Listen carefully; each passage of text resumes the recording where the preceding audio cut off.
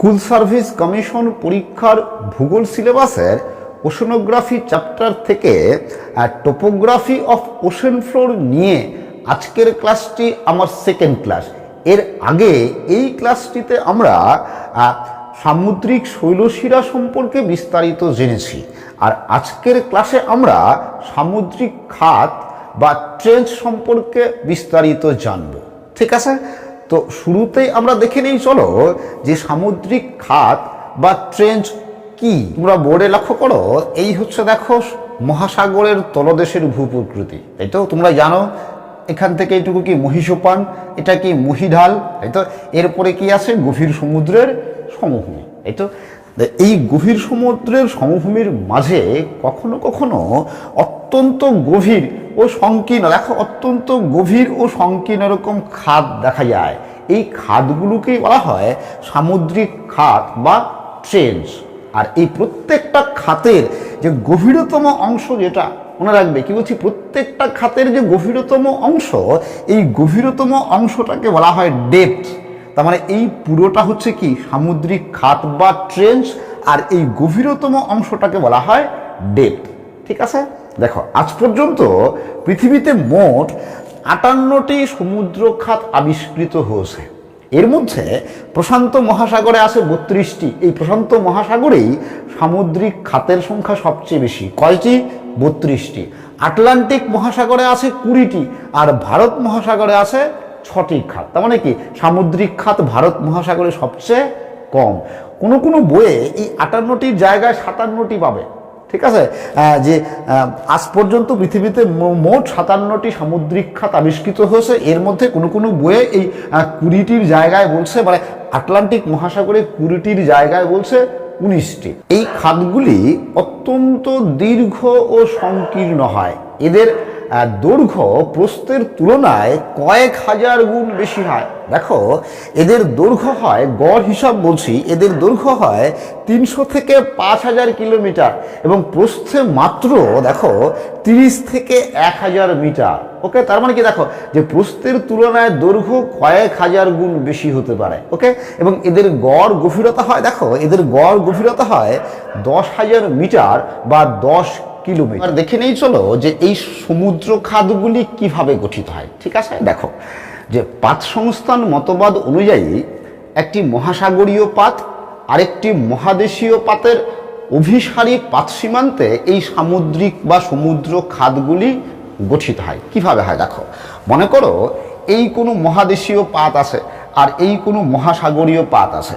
মহাদেশীয় পাত আর মহাসাগরীয় পাত পরস্পরের মুখোমুখি হচ্ছে, মানে কি অভিসারী পাত সীমান্ত। এই তো আমরা কি জানি, এই যে মহাদেশীয় পাত কি হালকা বা লঘু শিলায় গঠিত, আর এই মহাসাগরীয় পাত কি ভারী শিলায় গঠিত। এই তো মহাসাগরীয় পাতটি ভারী, তা আমরা জানি।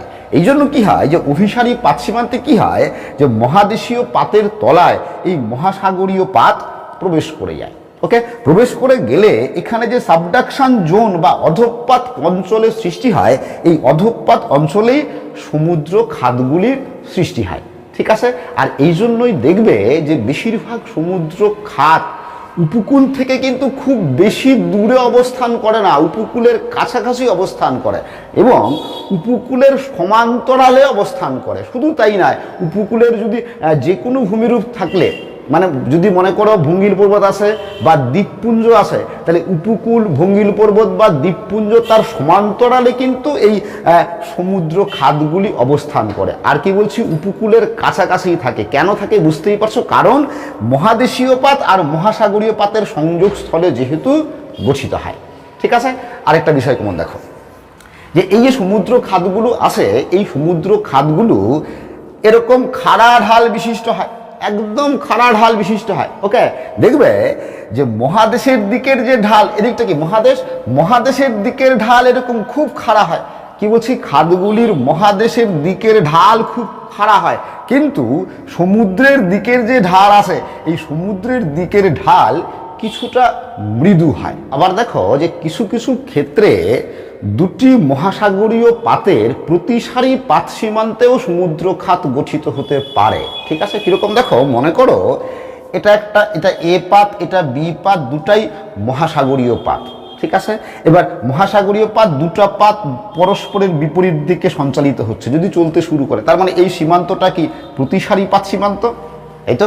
তো এবার দুটো মহাসাগরীয় পাত পরস্পর থেকে দূরে সরে গেলে এই মাঝখানে এই ফাটল বরাবর ভূমি বা শিলাস্তর বসে যায়, ঠিক আছে। কি বলছি, শিলাস্তর বসে যায়। এবার বসে গেলে এখানেও কিন্তু সমুদ্র খাত সৃষ্টি হতে পারে, ঠিক আছে। তো এই দুটো কারণে মূলত এই সমুদ্র খাতগুলি সৃষ্টি হয়। ওকে, এবার দেখে নিই চলো যে প্রত্যেকটা মহাসাগরে, মানে ভারত মহাসাগর, আটলান্টিক মহাসাগর, প্রশান্ত মহাসাগরে কি কি খাত কোথায় কোথায় অবস্থান করছে। ওকে, প্রথমে আমরা দেখে নিই চলো যে প্রশান্ত মহাসাগরে কোন কোন খাত আছে। তোমরা বোর্ডে লক্ষ্য করো, এই হচ্ছে প্রশান্ত মহাসাগর। আর আমি তোমাদের আগেই বলেছিলাম যে পৃথিবীতে আবিষ্কৃত মোট 58টি সমুদ্র খাতের মধ্যে এই 32টি সমুদ্র খাতই আছে প্রশান্ত মহাসাগরে। তার মানে প্রশান্ত মহাসাগরে খাতের সংখ্যা, মানে সমুদ্র খাতের সংখ্যা সবচেয়ে বেশি। প্রশান্ত সাগরের গভীরতম সমুদ্র খাতটির নাম তোমরা জানো কি, মারিয়ানা খাত বা মেরিয়ানা খাত। কিরকম দেখো যে এখানে এই যে এই দ্বীপটা আছে, এই দ্বীপটার নাম গুয়াম দ্বীপ। এই গুয়াম দ্বীপের পূর্ব দিকে এই যে খাতটা আছে, এই খাতটার নামই হচ্ছে মারিয়ানা খাত। আর এই মারিয়ানা খাত হচ্ছে পৃথিবীর গভীরতম সমুদ্র খাত, ঠিক আছে। আর কি বলেছিলাম যে প্রত্যেকটা সমুদ্র খাতেরই কি আছে, একটা গভীরতম অংশ আছে, যেটাকে কি বলা হয়, ডেপথ বলা হয়, তাই তো। তো এই মারিয়ানা খাতের কিন্তু 3টা গভীরতম অংশ আছে বা 3টা ডেপথ আছে। যেমন কি দেখো, একটা হচ্ছে দেখো ফ্লেমিং ডেপথ, আরেকটা হচ্ছে নিরো ডেপথ, আরেকটা হচ্ছে এই চ্যালেঞ্জার ডেপথ।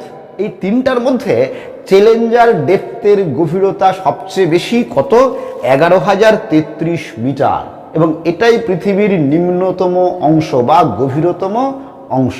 দেখো এখান থেকে দুরকম প্রশ্ন হতে পারে। যদি প্রশ্ন হয় যে পৃথিবীর গভীরতম সমুদ্র খাতের নাম কি, তাহলে উত্তর কি হবে, মারিয়ানা খাত। আর যদি প্রশ্ন হয় পৃথিবীর গভীরতম বা নিম্নতম অংশের নাম কি, তাহলে উত্তর কি হবে, উত্তর হবে চ্যালেঞ্জার ডেপথ, ঠিক আছে। দেখো 1951 সালে ব্রিটিশ জাহাজ চ্যালেঞ্জার এই ডেপথটি আবিষ্কার করেছিল বলেই এর নাম হয়েছে চ্যালেঞ্জার ডেপথ। ওকে, আর দেখো 1959 সালে রুশ জাহাজ ভিটিয়াজ, কি বলছি, রুশ জাহাজ ভিটিয়াজ এই চ্যালেঞ্জার ডেপথের গভীরতা পরিমাপ করে। প্রসঙ্গত বলে রাখি, দেখো যে স্পেনের রাজা চতুর্থ ফিলিপের রানী ছিলেন মারিয়ানা, তো তার নাম অনুসারেই এই মারিয়ানা খাতের নামকরণ করা হয়। ওকে, আর টাইটানিক সিনেমার পরিচালকের নাম তোমরা জানো কি, জেমস ক্যামেরুন। এই জেমস ক্যামেরুনও কিন্তু এই মারিয়ানা খাত অভিযানে যান। কত সালে, 2012 সালে। ওকে, 2012 সালে জেমস ক্যামেরুন এই মারিয়ানা খাত অভিযানে যান এবং তিনি 10,908 মিটার গভীরতা পর্যন্ত নামতে সক্ষম হয়েছিলেন। এই প্রশান্ত মহাসাগরে আর কি কি খাত আছে দেখো, যেমন দেখো এখানে আছে অ্যালুসিয়ান দ্বীপপুঞ্জ, ঠিক আছে। অ্যালুসিয়ান দ্বীপপুঞ্জের কাছে এই একটা খাত আছে, এই সমুদ্র খাত আছে যার নাম অ্যালুসিয়ান খাত। আর এই অ্যালুসিয়ান খাতের গভীরতম অংশের নাম অ্যালুসিনা ডেপথ। কি বলছি, অ্যালুসিয়ান খাতের গভীরতম অংশের নাম অ্যালুসিনা ডেপথ। ওকে, এবার দেখো এখানে আছে, তোমরা জানো এখানে কি আছে, কিউরাইল দ্বীপপুঞ্জ। ওকে, তো কিউরাইল দ্বীপপুঞ্জের কাছে এই যে খাত আছে, এই খাতটার নাম হচ্ছে কিউরাইল খাত। আর এই কিউরাইল খাতের গভীরতম অংশের নাম হচ্ছে দেখো ভিটিয়াস ডেপথ। কি বলছি, ভিটিয়াস ডেপথ। তো প্রত্যেকটা খাত এবং তার ডেপথ বা গভীরতম অংশের নামগুলো কিন্তু মনে রাখতে হবে, ঠিক আছে। এরপর দেখো এখানে, দেখো এটা কি জাপান, তোমরা জানো জাপান দেশ, তাই তো।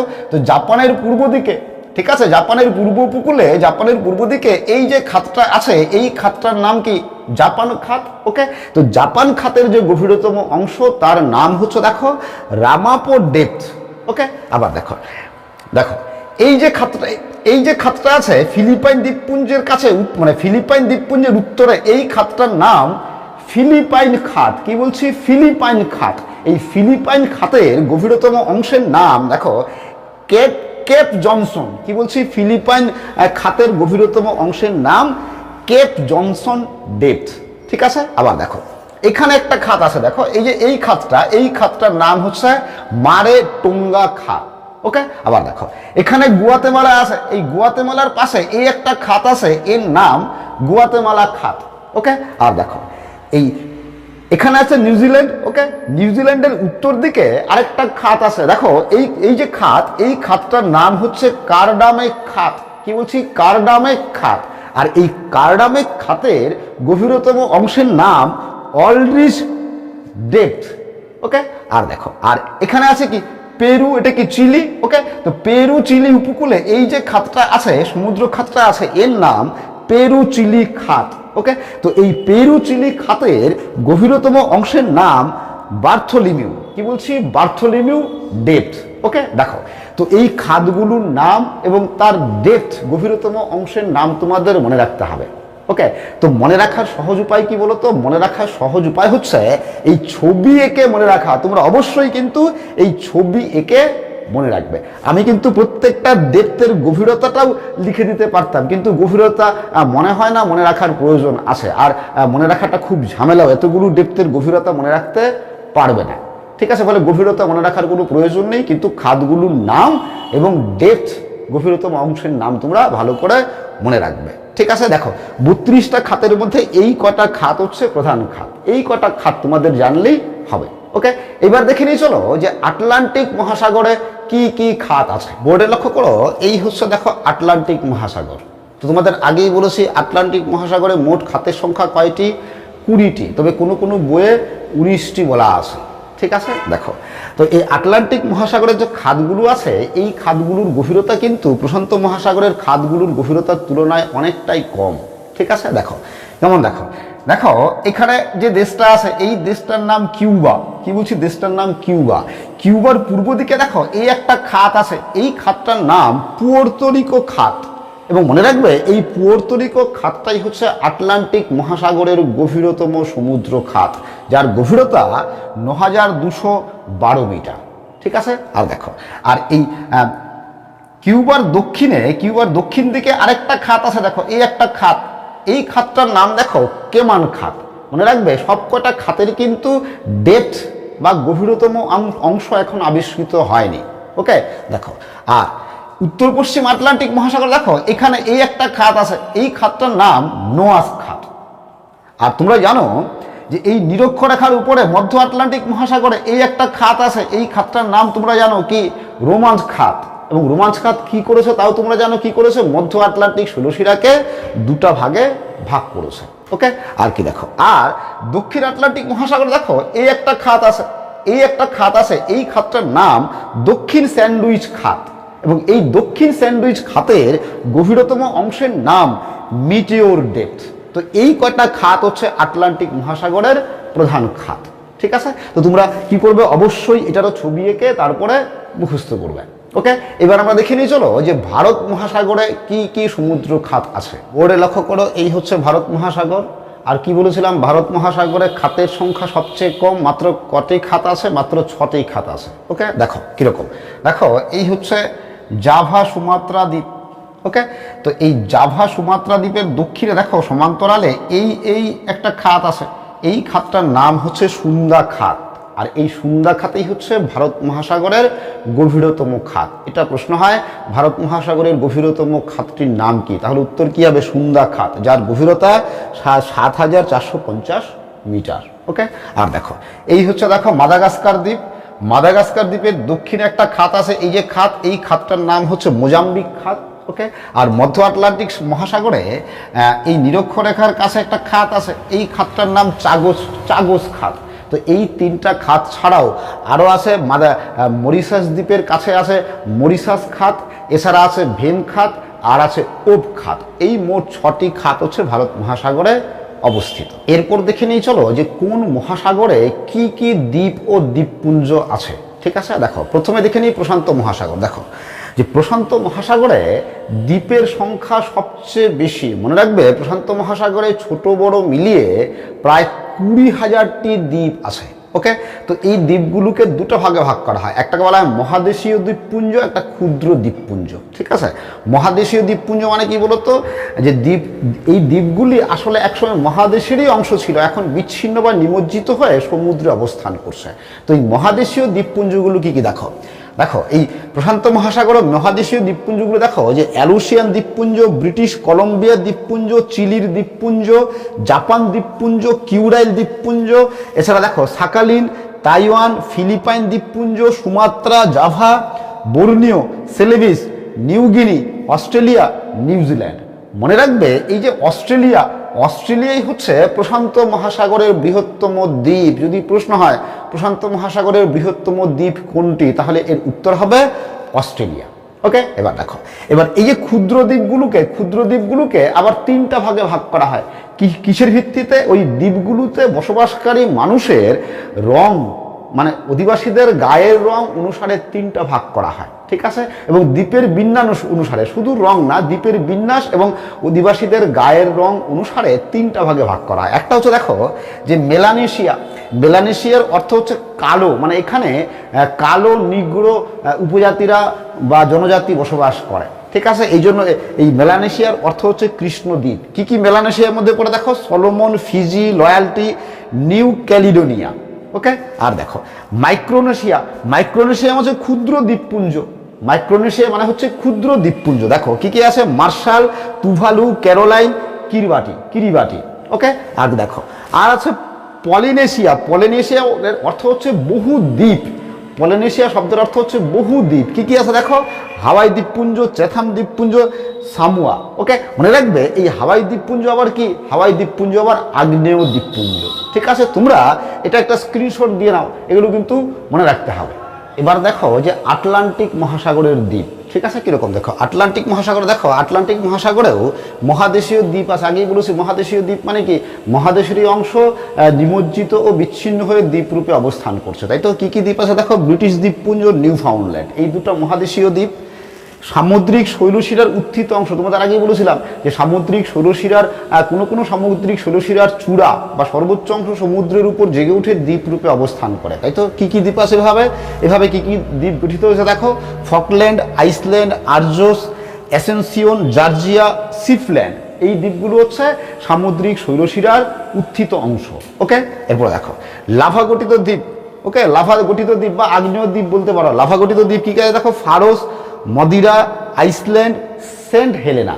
ওকে, এরপর দেখো প্রবাল দ্বীপ, প্রবাল কিট দ্বারা মানে প্রবাল কিটের দেহাবশেষ দিয়ে গঠিত দ্বীপ বারমুডা। খুব ভালো করে মনে রাখবে কিন্তু। ওকে, আর কি দেখো যে ভূ আন্দোলনে গঠিত দ্বীপ পশ্চিম ভারতীয় দ্বীপপুঞ্জ। ভূ আন্দোলনের ফলে গঠিত হয়েছে কি? পশ্চিম ভারতীয় দ্বীপপুঞ্জের দ্বীপগুলি, ঠিক আছে? তো এইগুলো হচ্ছে প্রধান দ্বীপ। এগুলো ছাড়াও কিন্তু আরো অসংখ্য দ্বীপ আছে। এরপর দেখো যে ভারত মহাসাগরের দ্বীপ, ঠিক আছে? দেখো ভারত মহাসাগরের মহাদেশীয় দ্বীপগুলো কি?